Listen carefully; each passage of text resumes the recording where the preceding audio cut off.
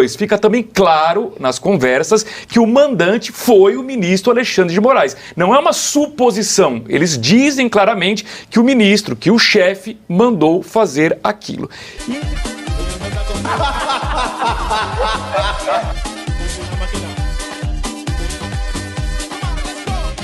A gente sempre parte da premissa de que certamente eles sabem, né, a ilegalidade de todas essas ações.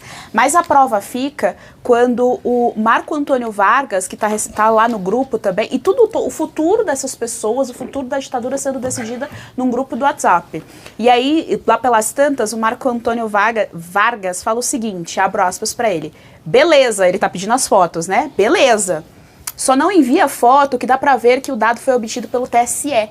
Ou seja, eles sabem que está errado, mas não vamos colocar aqui muito na cara de que essa foto foi obtida pelo TSE, porque assim, né, fica chato. Ficaria chato, foi isso que o outro disse, né? Ficaria chato. Eles estão destruindo a democracia do nosso país, estão destruindo o pouco senso de justiça que nos restava aqui nesse país, mas ficaria chato. E aí, só um dado aqui pra gente relembrar, é importante a gente lembrar a nossa audiência, que o Luciano Hang, o empresário Luciano Hang, portanto um homem que traz emprego para o povo brasileiro, ele tá há 2 anos sem rede social, porque ele estava num grupo do WhatsApp com outros empresários e lá pelas tantas ele falou o seguinte, um dos integrantes, tá? Falou o seguinte, olha, eu prefiro um golpe do que a volta do PT.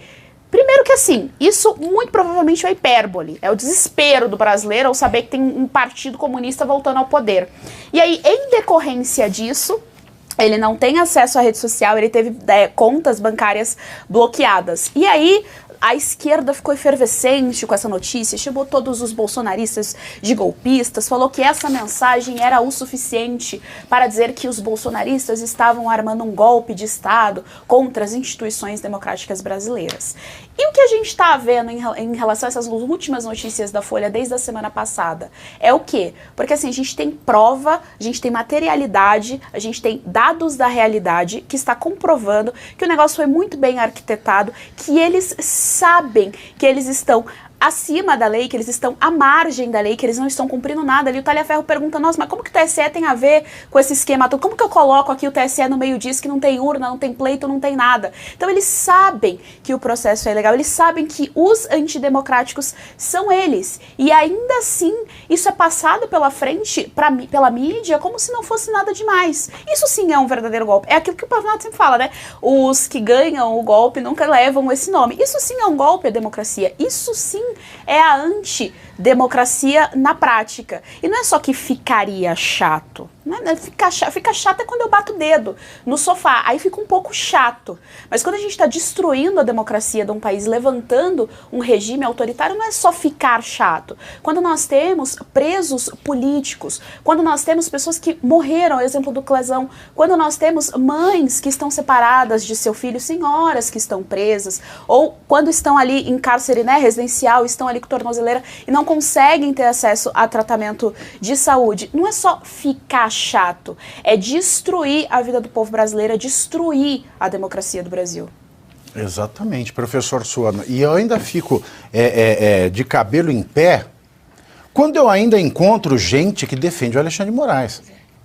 Tem gente que fala assim, Xandão, exterminador dos fascistas.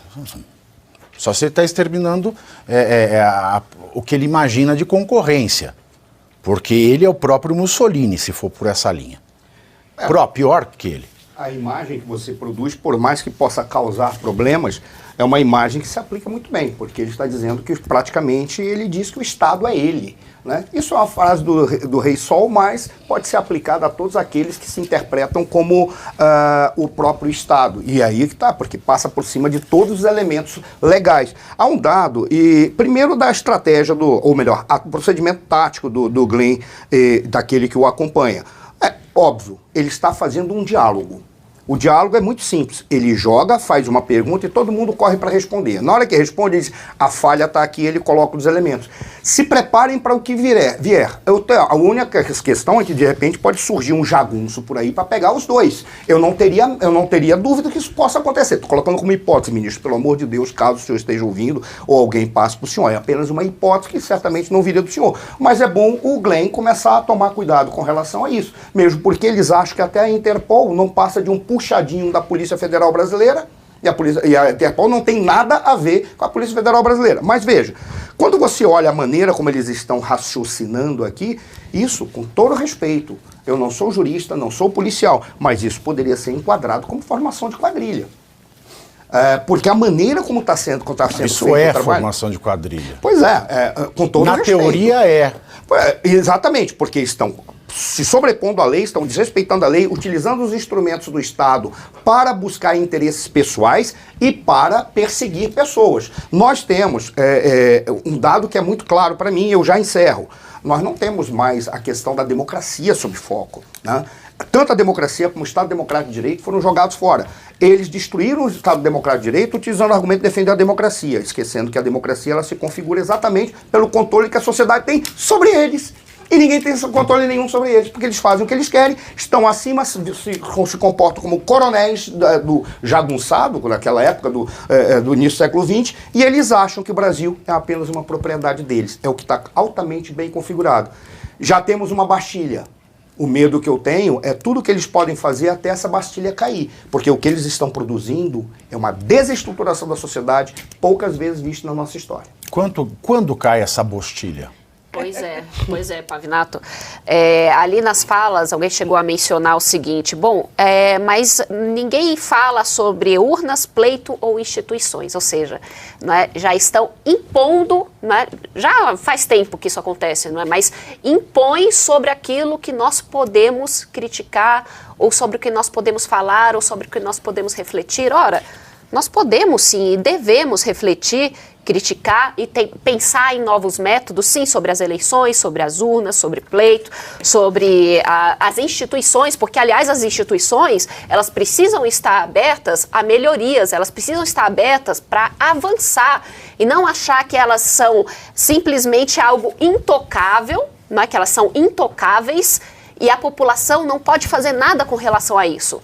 A seita do Supremo Tribunal Federal simplesmente quer impor o que todos nós, cidadãos, podemos ou não podemos fazer. Isso já não é mais o Supremo Tribunal Federal. Isso já virou uma seita. E uma seita que tem ali, não é, várias pessoas ao redor, instituições e até mesmo, não é, alguns veículos ajudando. O que eu gostaria de saber neste momento é o que vão fazer com o Glenn? O que vão fazer com a Folha de São Paulo? Não é? Vão também colocar que este é um ataque às instituições, um ataque ao Supremo Tribunal Federal, e isso não pode acontecer, portanto, aí eles vão pedir para a Interpol para poder, né, enviar para o Banco de Dados Internacional de criminosos que o Glenn precisa ser preso aqui no Brasil.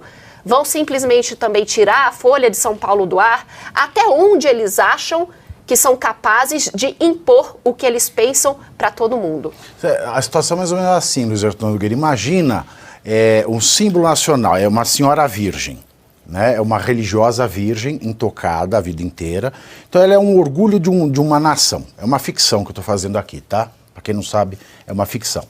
Então vamos imaginar um país que tenha a grande figura do país seja esta senhora religiosa e virgem.